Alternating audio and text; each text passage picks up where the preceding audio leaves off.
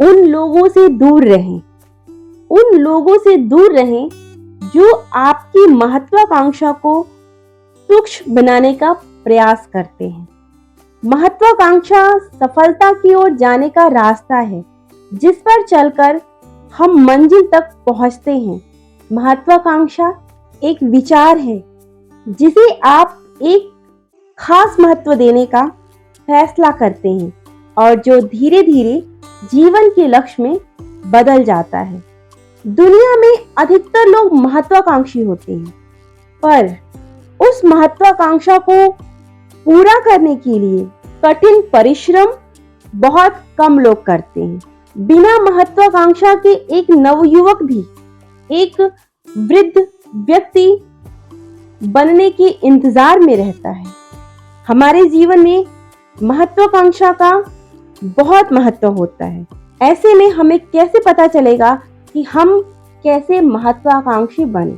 ऐसा कहा जाता है कि इच्छा को जितना बढ़ाओगे वो उतनी ही बढ़ती जाएगी, लेकिन यदि आप किसी चीज को पाने की इच्छा ही नहीं रखेंगे तो उसे पाने के बारे में तो सोच ही नहीं पाएंगे।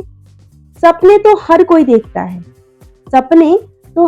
देखता है, लेकिन उसे पूरा करने के बारे में सिर्फ एक महत्वाकांक्षी ही सोच सकता है। महत्वाकांक्षी बनना भी एक कला है और जिसका विकास आपकी मेहनत, दृढ़ता और सबसे जरूरी एक सही तरीके के तहत होता है।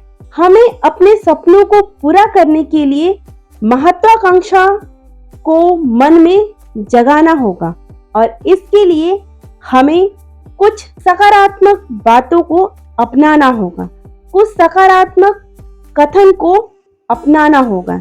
जैसे आत्म प्रशंसा जैसे शब्द होते हैं, ये सिर्फ आपके आत्मविश्वास के स्तर को बढ़ाने का काम ही नहीं करते हैं, बल्कि इनसे आपके अंदर तनाव की स्थिति में भी समस्या के समाधान की कला का विकास होता है। आपने कुछ बहुत ही असाधारण लक्षणों के बारे में सोचे।